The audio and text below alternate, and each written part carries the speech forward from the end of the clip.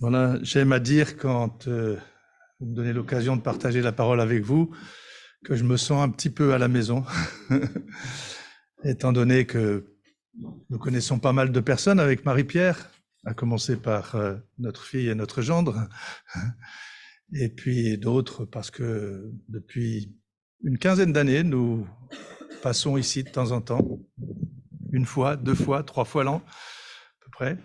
Et puis aussi parce qu'il y a des personnes ici avec qui on a des liens historiques depuis bien plus longtemps que 15 ans, bien plus. Et donc c'est toujours de la joie et même quelquefois de voir des gens qu'on n'attendait pas à voir aujourd'hui. Donc c'est une joie et un privilège aussi d'identifier ainsi la grande famille de Dieu, même quand on est un petit nombre comme ce matin ici. Et avant de partager avec vous quelques pensées de la parole de Dieu et d'ouvrir la parole de Dieu avec vous, je m'autorise à prendre 2 ou 3 minutes pour vous donner des nouvelles de choses dont je vous ai déjà parlé, parce que je sais qu'il y a des gens qui prient ici pour nous. Donc je parle d'une part de notre assemblée à Saint-Maur et d'autre part de l'Institut biblique de Nogent. Donc pour notre assemblée à Saint-Maur, je vous ai partagé il y a déjà quelques temps que nous étions en plein travaux. En fait, ça fait 4 ans que nous avons déménagé, acheté des nouveaux locaux et on a été très très long pour faire ce qu'on voulait. Et donc d'ici à peu près 3 mois, ce sera terminé, Dieu voulant. Donc nous sommes dans les problèmes de la fin. Et ça manque pas, les petits problèmes ou les gros problèmes, voilà. Mais normalement, on espère que fin février, mars au plus tard, on pourrait rentrer dans la salle. Donc ça, c'est déjà un sujet de reconnaissance et merci de continuer à prier pour les petits détails de la fin qui sont nombreux.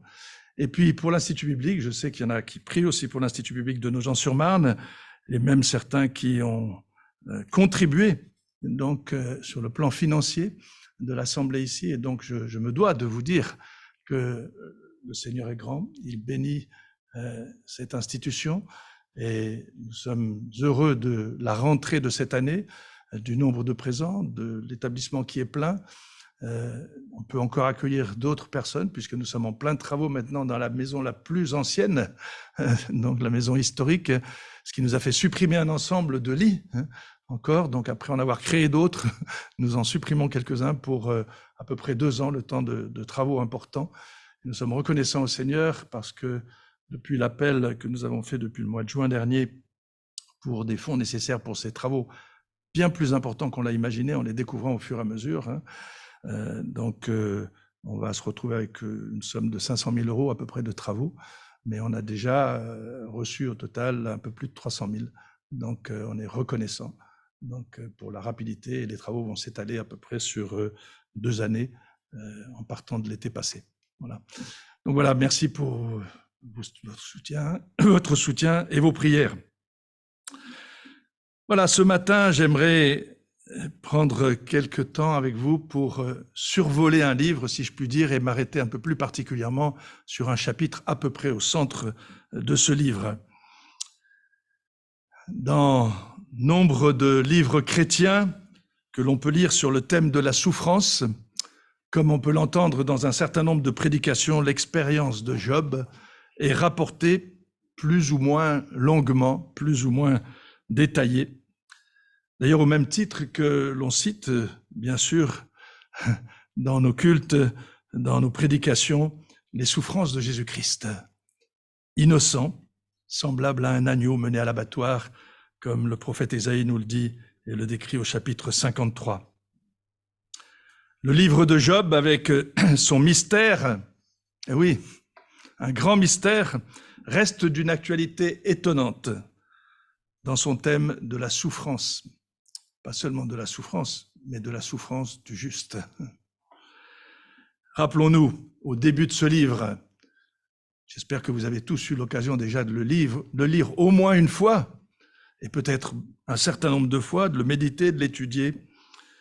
Au tout début du livre, au premier verset, nous lisons Job, un homme intègre et droit, un homme qui craignait Dieu et qui évitait de faire le mal. Et cet homme s'est retrouvé littéralement anéanti suite à la perte de ses enfants et de ses biens. Il prend le deuil. Et si vous vous souvenez des textes, on ne va pas tout lire bien sûr, il prend le deuil, et en prenant le deuil, il s'incline devant Dieu. Il adore Dieu. Et ses premières paroles, au verset 21 du chapitre 1er, « Je suis sorti nu du ventre de ma mère, j'y retournerai nu. L'Éternel a donné. » Des paroles qui font vibrer. L'Éternel a donné, l'Éternel a repris. Que l'Éternel soit béni. Pas toujours quelque chose de facile à dire pour tout le monde. Au milieu de tous ces malheurs, la suite du texte dit « Job ne commit pas de péché et n'attribua rien d'inconvenant à Dieu. » Et pourtant, comme si ce n'était pas suffisant, Job subit une nouvelle attaque, une nouvelle agression. Cette fois-ci, dans son corps, il est atteint d'une violente et douloureuse maladie de peau, de la tête aux pieds, le texte nous dit. Quelle précision! Et en imaginant ces deux épisodes, cette discussion, ce dialogue entre Dieu et le Satan, entre Dieu et le diable, eh bien on discerne aisément que le diable a un objectif unique dans son affrontement avec Dieu, un objectif unique, détruire l'œuvre de Dieu et en particulier sa créature. L'apôtre Pierre nous dit, au chapitre 5 de sa première épître et au verset 8, « Votre adversaire, le diable, rôde comme un lion rugissant, cherchant qui dévorer. » Le texte est clair. Le texte est clair. Quelques remarques avant notre lecture du 23e chapitre du livre de Job. Au chapitre 2, alors que Job, dans sa souffrance, a tout perdu, non, il a encore son épouse, qui, elle, doit souffrir aussi. On nous dit rien d'elle, mais elle doit souffrir inévitablement d'avoir perdu ses enfants. Elle doit les pleurer. Et pourtant, dans cette deuxième étape, alors qu'il est atteint dans son corps, elle ne lui est pas d'une grande consolation. Et elle lui dit, « Tu persévères toujours dans ton intégrité. » À quoi ça te sert, hein? Je l'ai rajouté ça. « Maudis donc Dieu et meurs. » Wow. Job répondit, « Tu parles comme une insensée. » Quoi? Quoi? Nous recevrions de Dieu le bonheur et nous ne recevrions pas le malheur? Ensuite, avec le chapitre 3, on se demande si Job ne va pas vaciller, s'il ne va pas douter. Il prend la parole pour maudire le jour qu'il a vu naître. Il prend la parole pour maudire le jour qu'il a vu naître. D'une certaine manière, c'est comme s'il maudissait Dieu, d'une certaine manière. Et le prophète Jérémie, d'ailleurs, reprendra les mêmes termes littéralement en Jérémie 20, 14, 18, pour évoquer ses propres sentiments de désespoir dans sa propre situation. Cet épisode suit la visite de ses trois amis, Éliphaz, Bildad et Tsophar, venus pour lui témoigner leur sympathie et le consoler. En Job 2, 11 et 13, il nous est dit que ses amis ne l'ont pas reconnu. On peut imaginer comment il était attaqué par cette maladie. Et ils restèrent silencieux à ses côtés. Imaginez, on est en Orient, hein. Ici, je ne sais pas si on y arriverait. 7 jours et 7 nuits. 7 fois 24 heures, silencieux à ses côtés. Aucun d'eux, nous dit le texte, ne lui dit un mot, car il voyait combien sa souffrance était grande. Et après sa dépression exprimée dans son discours du chapitre 3 qu'on a évoqué, lorsque ses amis prennent la parole, c'est pour l'accuser de péché.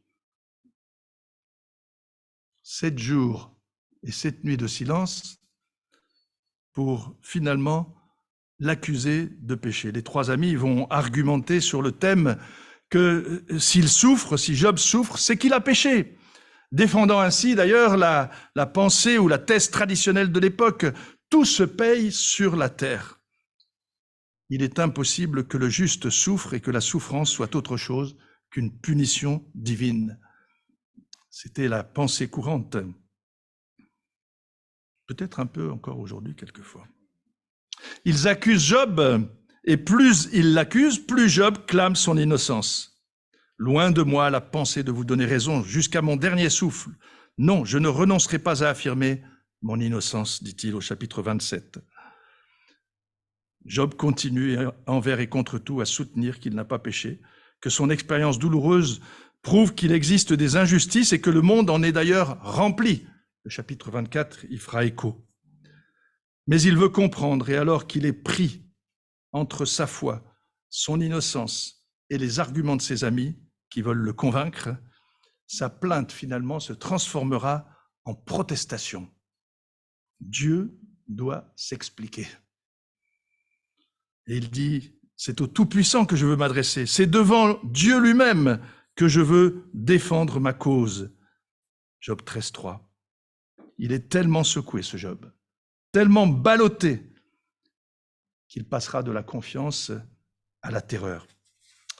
Je vous propose de lire ensemble ce chapitre 23 du livre de Job.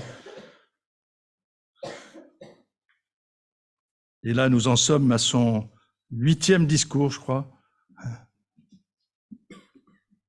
Chapitre 23 et 24, nous lirons que le chapitre 23. Je lis dans la Bible du Semeur, version 2015, qui intitule d'ailleurs ce chapitre « Job ne trouve plus Dieu ». Voilà, ça nous aide à sous-tendre un peu notre lecture. Job prit la parole et dit « Oui, maintenant encore, ma plainte est faite de révolte. Je fais tous mes efforts pour étouffer mon cri.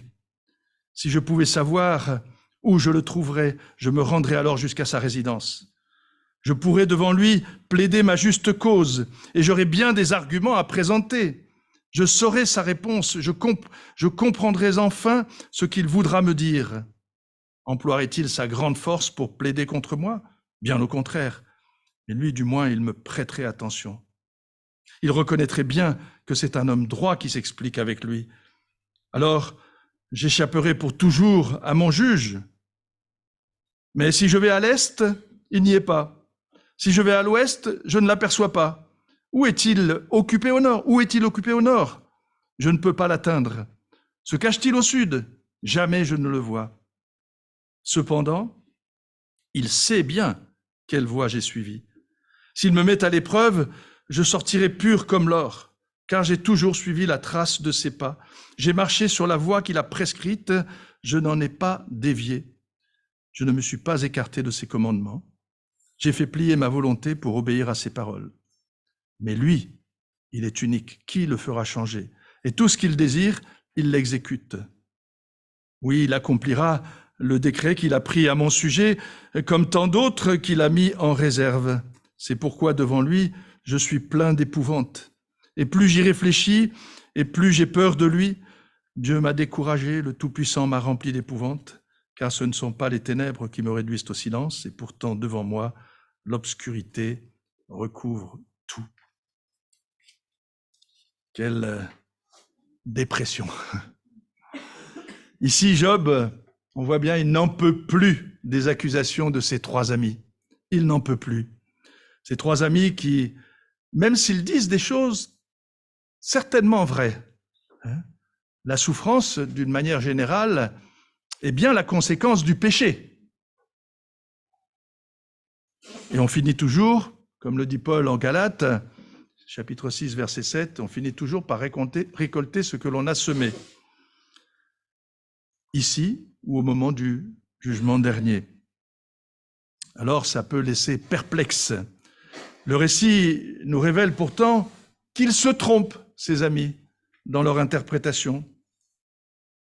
Et surtout, plus important, c'est que dans leur approche, peut-être à part ces 7 jours de silence, et surtout, oui, à aucun moment, ils n'ont manifesté de la compassion. Ils n'ont pas manifesté plus d'empathie et pas plus d'écoute. Ils étaient dans leurs propres arguments. Tu as irrité Dieu en péchant. Confesse donc ton péché et Dieu te sortira de ta misère. Évidemment, ils n'avaient pas connaissance ni les uns ni les autres, de ce qui se jouait dans les cieux, dans le monde invisible, pas plus qu'ils avaient connaissance de cette réponse que Jésus a faite à ses disciples au sujet d'un aveugle de naissance dans l'évangile de Jean au chapitre 9. D'ailleurs, on pourrait presque douter que les disciples avaient la connaissance du livre de Job. Quand on lit ce que Jésus leur a dit, il était exactement dans cette direction. Oui, c'est pas forcément à cause de son propre péché qu'on subit des souffrances. En parlant de cet aveugle de naissance. Et pourtant, c'est pas terminé. Un quatrième intervenant, Élihu, se mettra en colère contre Job avec une autre approche, mais toujours sans compassion, cherchant à expliquer ou justifier les raisons de sa souffrance. Et même si lui aussi dit des choses vraies, il dit Dieu parle au travers des souffrances. Nous l'avons entendu ce matin aussi déjà. C'est vrai, Dieu parle au travers des souffrances. Néanmoins, cet Élihu n'était pas celui qui pouvait trancher là-dessus, décider. En fait, tous les quatre manifestaient vraiment un esprit de jugement tout au long de leurs interventions. Chers amis, en ce qui nous concerne, tirons avantage de ces textes, de ces récits que nous avons sous la main, si nous voulons témoigner notre affection fraternelle, soutenir, consoler un frère, une sœur qui souffre. Quelle est notre position? Et notre position physique est importante. Sommes-nous à côté de lui ou en face de lui? Sommes-nous à côté de lui pour l'écouter, pour manifester notre compassion, même par le silence qui souvent est plus précieux, plutôt que d'être en face de lui pour lui expliquer la vie? Parce que c'est certainement pas le moment de lui expliquer. Il a plutôt besoin de compassion. Tirons avantage de ce que la parole de Dieu nous dit, parce qu'elle n'est pas inutile, loin s'en faut. Après avoir accusé Dieu d'être injuste dans les chapitres précédents, Job lui-même a accusé Dieu, Job lui reproche d'être aux abonnés absents, inaccessible. Donc c'est dans le texte que nous avons lu. Un peu comme, d'ailleurs, on peut faire un petit parallèle avec Jésus-Christ sur la croix. Mon Dieu, pourquoi m'as-tu abandonné? Dieu n'est plus là. Job est profondément déçu, attristé par ce qu'il vit comme l'absence de Dieu, qui en réalité est un silence. Dieu peut-il ne pas être là? C'est une bonne question. Hein? Quelquefois, on demande à Dieu d'être présent. Il est là. C'est nous qui avons besoin de réaliser sa présence, de nous en souvenir, d'en avoir pleinement conscience, pas seulement de la sentir, mais d'en avoir conscience, ici et là. Job est troublé par cette absence, ce silence, il est frustré d'avoir perdu ce contact avec Dieu. Oui, le contact. Ce silence va jouer d'ailleurs un rôle amplificateur dans sa souffrance. Parce qu'il ne peut pas dialoguer avec Dieu. Il ne peut pas être confronté avec lui. Ce qu'il semble d'ailleurs craindre le plus au fil de notre lecture, c'est que Dieu l'ignore. Job estime que Dieu est loin de lui dans cette épreuve. Accusé par ses amis, il voudrait pouvoir plaider sa cause devant Dieu. Convaincu d'ailleurs qu'il obtiendrait justice parce qu'il se dit innocent, parce qu'il est innocent. Il sait que Dieu lui accorderait de l'attention. Mais dans le moment présent, il pense que Dieu n'entend pas, simplement parce qu'il est silencieux, pas un mot de sa part. Malgré cela, et sans toutefois échapper à la peur et au découragement, voire à la terreur, voilà que sa foi en Dieu reprend le dessus et reste finalement inébranlable.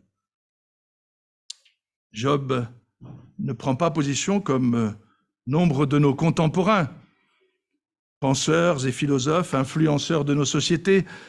Oui, si Dieu est si absent, si je ne l'entends pas, il doit être mort. Oui, il est mort. Job croit encore fermement que Dieu est parfaitement informé sur sa vie et qu'il veille sur lui. Et il s'en remet à lui, le Seigneur, son Seigneur. Il ne cherche pas à sortir du champ de Dieu. Bien au contraire, il souligne même son attachement à sa parole, à ses voies, à ses prescriptions, soumettant sa volonté pour obéir à ses paroles. C'est bien ce qu'il souligne. Lui, Job, qui n'avait pas en main ses écrits, pas plus que les instructions ensuite reçues par le peuple d'Israël, il semble pourtant évident qu'il avait déjà entendu la voix de Dieu, qu'il connaissait Dieu avec qui il voulait pouvoir parler. Il l'avait entendu, tout comme ses amis d'ailleurs, à lire ce qu'ils ont dit, c'est clair qu'ils savaient de qui il parlait quand même. Même si nous n'avons aucune idée de comment Dieu s'est manifesté. Dieu est resté silencieux là-dessus aussi. Et Job prouve son attachement aux voix de Dieu, reconnaissant et simplement acceptant sa souveraineté. Job est toujours cet homme intègre et droit. Décrit dans les premières lignes que nous avons lues tout à l'heure, un homme intègre et droit, un homme qui craint Dieu et qui évite de faire le mal. Et avant la deuxième intervention de l'accusateur qu'on a évoquée tout à l'heure, vous vous en souvenez, Dieu reprend et ajoute dans cet échange avec le diable, Job, il persévère toujours dans son intégrité. Il persévère toujours dans son intégrité. Nous aussi, dans la souffrance que nous qualifions bien souvent d'injuste aussi, même si nous ne le crions pas à voix haute, mais peut-être au fond de notre cœur, on a toujours un peu le sentiment, vous savez, quand on se dit « pourquoi moi ?» ça dit quelque chose. C'est pas vraiment juste que ça tombe sur moi. Nous ne comprenons pas, nous voudrions que Dieu nous rende justice, ou tout du moins, comme Job, qu'il s'explique, qu'il nous dise pourquoi. Pourquoi, Seigneur ? Qui est responsable ? Et finalement, rien. Rien. Sinon, la manifestation du mal, rien n'explique les souffrances du juste. Pas plus que celles du justifié en Christ. Rien n'explique ces souffrances, sinon la manifestation du mal.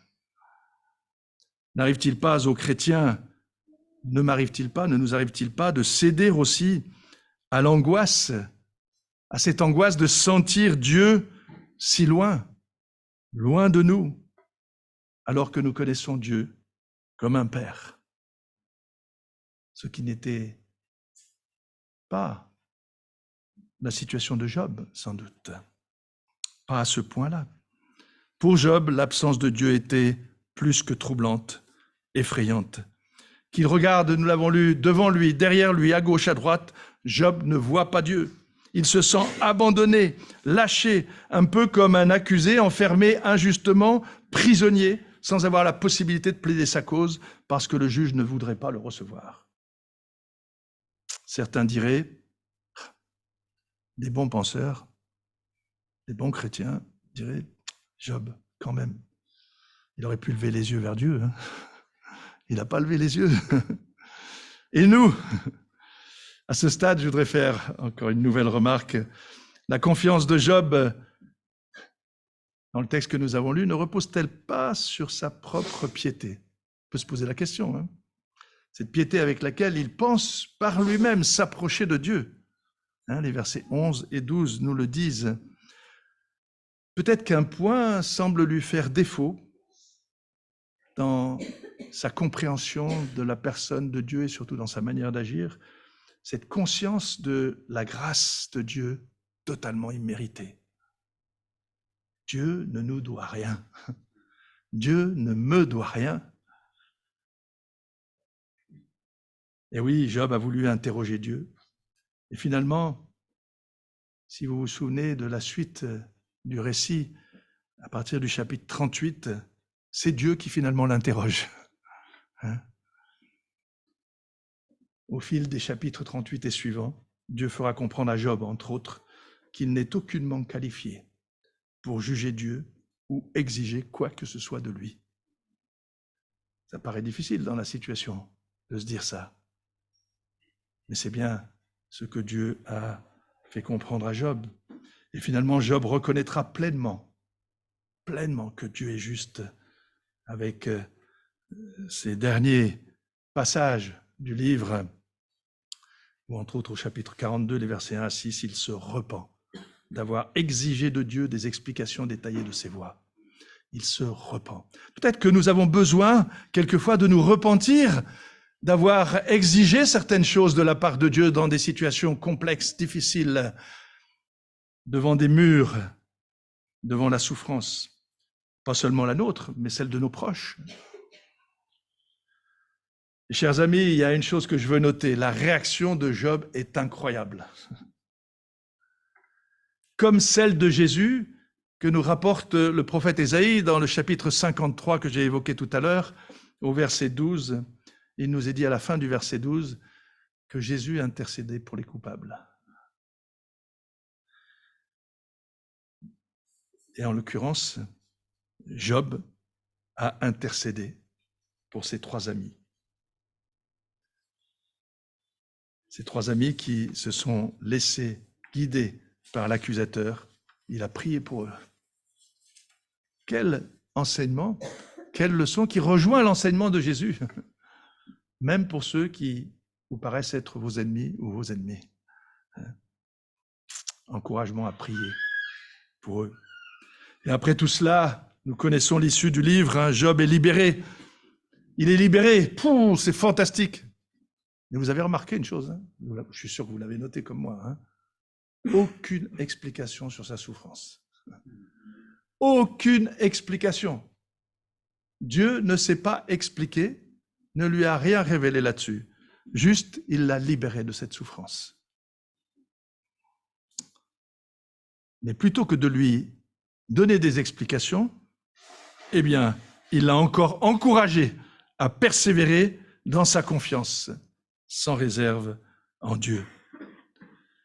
Et nous retrouvons cela dans le livre de Jacques, dans l'épître de Jacques, au chapitre 5 et au verset 11. « Bienheureux ceux qui ont tenu bon. Vous avez entendu comment Job a supporté la souffrance. Vous savez ce que le Seigneur a finalement fait en sa faveur, parce que le Seigneur est plein de bonté et de compassion. » La bonté et la compassion dépassent les explications, dépassent le fait de comprendre la situation. La bonté et la compassion de Dieu sont une réalité que les apôtres avaient bien compris, et Jacques nous le rapporte bien ici.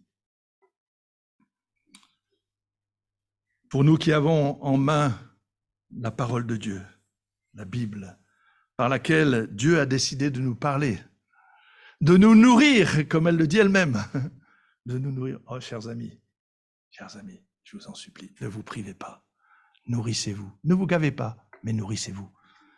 Plutôt que de vous gaver une fois par semaine, le dimanche matin, si certains d'entre vous ne se nourrissent pas dans la semaine, je vous invite à vous nourrir tous les jours de la semaine. Et le dimanche, ce sera un régal de partager ces moments avec les frères et sœurs, bien que je pense et j'espère que c'est déjà un régal pour tous.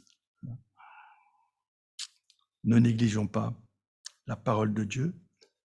Je doute que l'on puisse persévérer dans la foi sans être nourri par le Seigneur, sans être nourri par sa parole, sans être nourri par la communion avec les frères et sœurs, sans être nourri par la communauté chrétienne.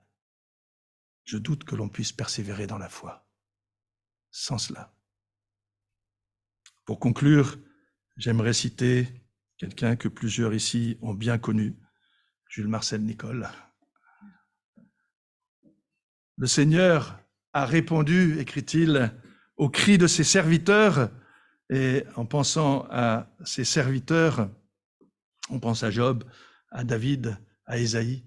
Je vous passe les versets qui pourraient nous le rappeler. Le Seigneur a répondu au cri de ses serviteurs bien mieux qu'ils ne l'ont pensé tous, puisqu'il s'est manifesté en chair dans la personne de Jésus-Christ. Et puisqu'il vient habiter en nous par son Saint-Esprit. Après ces manifestations définitives de la grâce divine, nous ne devrions pas connaître un désarroi pareil à celui de Job. Le récit de Job, nous souligne-t-il, n'est pas une excuse pour accepter de vivre la même chose. N'empêche que, même sous la Nouvelle Alliance, nous avons parfois l'impression d'être délaissés dans nos épreuves. Non seulement les plus mystiques qui désirent goûter une communion sensible expérimentent des périodes de sécheresse spirituelle, mais même ceux qui s'en tiennent aux déclarations objectives de la parole ont par moments de la peine à les accepter avec foi. Nous devrions tout de même savoir où trouver le Seigneur, puisqu'il s'est manifesté à nous d'une manière qui dépasse la situation de Job. Oui, la croix de Jésus-Christ, la résurrection de Christ, nous prouve que Dieu n'est pas indifférent à nos maux. Ce Dieu bienveillant et plein de compassion, il n'est pas indifférent à nos maux, quels qu'ils soient. Et ce n'est pas une parole en l'air. C'est bien ce que la Bible nous laisse comprendre. C'est ainsi que la voie est ouverte pour ce dialogue avec Dieu, pour cette communication avec Dieu. La voie est ouverte grâce au pardon reçu à la croix, grâce à la réconciliation. La voie est ouverte. Elle est ouverte, pleine d'espérance, et la cerise sur le gâteau. J'aime dire la cerise sur le gâteau parce que je ne voudrais pas laisser croire que c'est pour cela qu'il faut espérer. C'est la personne de Christ qu'on espère. C'est la personne de Dieu qu'on veut rencontrer. Mais en même temps, la cerise sur le gâteau. Et oui, nous avons un avenir sans mort, ni plainte, ni souffrance, comme l'apôtre Jean le dit dans l'Apocalypse au chapitre 21 et au verset 4. Alors que nous pouvons chercher, que l'homme cherche à trouver Dieu, même quand il ne sait pas de qui il s'agit, eh bien c'est Dieu lui-même qui est venu jusqu'à nous, c'est lui qui vient à nous. On peut dire merci Seigneur, merci notre Père de nous avoir donné Jésus. Le Dieu de toute grâce vous a appelé en Jésus-Christ à sa gloire éternelle. Après que vous aurez souffert un peu de temps, il vous rétablira lui-même, vous affermira, vous fortifiera, vous rendra inébranlable. À lui soit la gloire et la puissance au siècle des siècles. Amen. J'ai cité l'apôtre Pierre dans sa première épître au chapitre 5 et les versets 10 à 11.